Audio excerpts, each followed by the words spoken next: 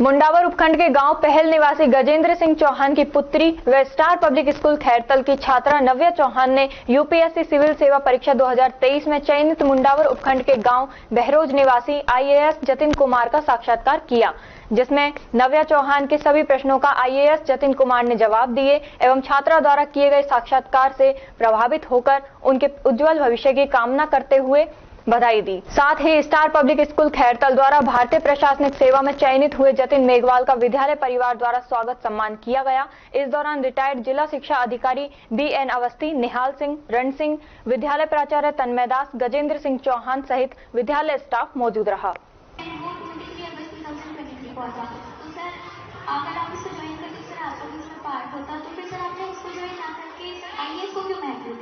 देखिए, इसरो में जो मेरा चयन हुआ था वो इसरो की एक ब्रांच है, सेमीकंडक्टर लेबोरेटरी। वहाँ पे मेरे को पोस्टिंग मिली थी और वो जो पोस्ट थी वो असिस्टेंट की पोस्ट थी। उससे बेटर मैंने ये सोचा कि FCI ठीक है, क्योंकि उस टाइम ये उसी टाइम हो गया था जब मैंने FCI ज्वाइन किया था।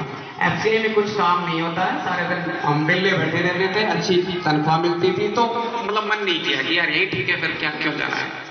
सर, मेरा आपसे अगला प्रश्न ये है कि सर, अगर आप इस परीक्षा में सफल नहीं होते तो आपका अगला अल्टरनेट ऑप्शन क्या होता? और सर, इस परीक्षा की तैयारी के साथ अल्टरनेट ऑप्शन रखना चाहिए या नहीं रखना चाहिए, इसमें आपकी क्या राय है? देखिए, जब मैंने FCI छोड़ा तो मैंने ये सोचा था कि मैं 3 अटेम्प्ट दूंगा। 3 अटेम्प्ट में अगर हो गया तो बहुत अच्छी बात है, अगर नहीं हुआ तो मुझे खुद पे इतना विश्वास था कि मैं कुछ अच्छा जरूर करूंगा, चाहे कुछ भी करूं मैं। तो फर्स्ट में नहीं हुआ, फर्स्ट अटेम्प्ट में नहीं हुआ, तो मैं उस टाइम टूटा, मैं उस टाइम टूट चुका था। मतलब मैंने मेहनत की थी, 5-6 महीने में पढ़ा था, लेकिन मुझे लगता है कि यूपीएससी के लिए टाइम चाहिए। उस टाइम नहीं हुआ। उस टाइम मेरे भाई ने मुझे बहुत सपोर्ट किया कि यार 3 अटेम्प्ट की बात हुई थी, मैंने नौकरी तभी छुड़वाई थी, 3 अटेम्प्ट दे ले, तो अगर तब नहीं हुआ तो तू कुछ भी कर, मैं तेरे साथ खड़ा हूँ। लेकिन उस टाइम जब मैं टूटा तो बहुत लोगों ने भी साथ दिया मेरा। तो भाई का मतलब एक वो मतलब मैंने ना, हम सब ने कभी श्री राम नहीं देखे, मैंने वो भाई में देखे।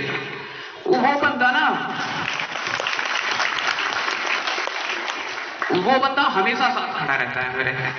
तो जब मैं 2022 का प्रीलिम्स का रिजल्ट आया तो बहुत बात करी मैंने कि यार छोड़ना, क्यों करना है यूपीएससी।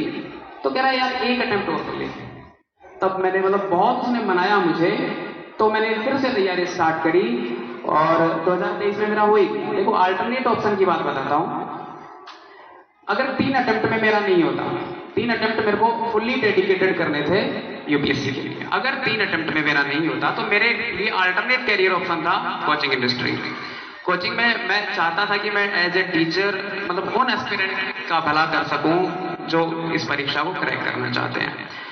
और अल्टरनेट ऑप्शन की जहां तक बात है, देखिए मैं ये कहना चाहूंगा कि भाई सबका अलग अलग व्यू पॉइंट होता है। कोई बच्चे जॉब के साथ तैयारी करते हैं, वो क्रैक कर लेते हैं। मेरा नहीं हो पाता, मुझे विश्वास था कि मैं जॉब के साथ नहीं कर पाऊंगा, तो मैंने नौकरी छोड़ दी।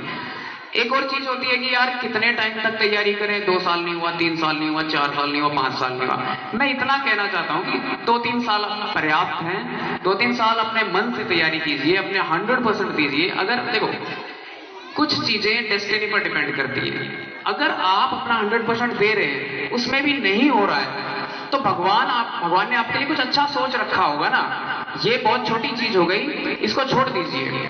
भगवान ने कुछ और दरवाजे खोले होंगे, उन दरवाजों में घुसिए, आपकी जिंदगी में बहुत अच्छा कुछ होगा। लेकिन एक चीज पर आपको नहीं बैठना चाहिए। 2-3 साल मेहनत करो, अपना 100% दो, हो जाए तो बहुत अच्छी बात है, नहीं तो कुछ मतलब मर थोड़ी जाएंगे यूपीएससी नहीं हुआ तो। तो मत सर, आपको भी टेंशन दूर कर दी। मैं भी सोच रही थी अल्टरनेट ऑप्शन रखना चाहिए या नहीं रखना चाहिए। तो सर, मेरा अगला प्रश्न आपसे ये है कि सर, अब आप उच्च पद संभालेंगे तो समाज में परिवर्तन लाने के लिए आपके प्रमुख उद्देश्य कौन से होंगे जिन्हें आप ठीक करना चाहेंगे?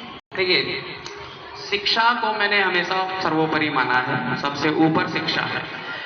मैं चाहूंगा कि मतलब बहुत सारी स्कीम्स चल रही है आजकल, लेकिन होता क्या है कि स्कीम्स बन जाती हैं, लेकिन दिक्कत आती है उनके इम्प्लीमेंटेशन। गांव तक वो स्कीम नहीं पहुंच पाती। जैसे राजीव गांधी साहब ने कहा था कि मैं 100 रुपए भेजता हूं तो गांव में तो 1 ही रुपया पहुंचता है। वो चीजें, वो प्रॉब्लम आती है, मैंने फेस की है, मैंने देखी है, क्योंकि मैं गांव में रहता हूं। मैंने ग्राउंड लेवल पर रियलिटी को महसूस किया है कि यार मतलब स्कीम्स तो इतनी सारी, देखो जब हम किताबों में पढ़ते हैं तो बहुत सारी स्कीम्स हैं कि यार 1 से 5 तक के बच्चों के लिए ये है, 6 से 8 तक के लिए ये है, ग्रेजुएशन वालों के लिए ये है, इतनी स्कॉलरशिप्स हैं, लेकिन कुछ नहीं मिलता आपको, सतह पर कुछ नहीं मिलता आपको, स्कूल्स में कुछ नहीं मिलता। तो वो चीजें मैं चाहता हूं कि मैं ग्राउंड लेवल पर काम करूं। देखो मेरा उद्देश्य बिल्कुल ये नहीं है कि मैं पॉलिसीज में काट छाट करूं, ये करूं वो करूं। मैं चाहता हूं कि ग्राउंड लेवल पर परिवर्तन आए, उससे ही सबका भला हो सकता है। बिल्कुल सर, भारत को इस चीज़ की बहुत ज़रूरत भी है और सर आपकी सोच भी बहुत बड़ी है। Thank you so much. Sir मेरा अगला प्रश्न खुद के लिए है कि सर मेरा सपना भी है कि मैं IAS बनूं, और सर मेरे माता पिता का सपना भी है, क्योंकि सर मेरे माता पिता ने मेरे को कभी किसी चीज़ की कमी नहीं होने दी, तो मेरा भी फर्ज बनता है कि मैं उनका और मेरा सपना पूरा करूं। तो सर अब मेरे मार्गदर्शक बनिए और मुझे बताइए कि मैं कौन सी क्लास और कौन से सब्जेक्ट लेकर तैयारी करूँ, क्योंकि सर फिलहाल अभी मैं 8th क्लास में हूँ। 8th क्लास से करूँ सर या फिर आगे आने वाली क्लास से, और सर कौन सी बुक्स के साथ करूँ? देखिए 12th तक और ग्रेजुएशन तक का सिलेबस सरकार ने डिफाइन कर रखा है, वो पढ़ लीजिए पहले। ग्रेजुएशन के बाद भी बहुत टाइम होता है, आप ग्रेजुएशन के साथ भी पढ़ाई स्टार्ट कर सकते हैं। देखो यूपीएससी में सिलेबस तो वही होता है जो आप 10th 12th में पढ़ते हैं ना, चीजें वही आती हैं। एनसीईआरटी पढ़िए, मैं कहता हूं कि एनसीईआरटी बेस्ट बुक है।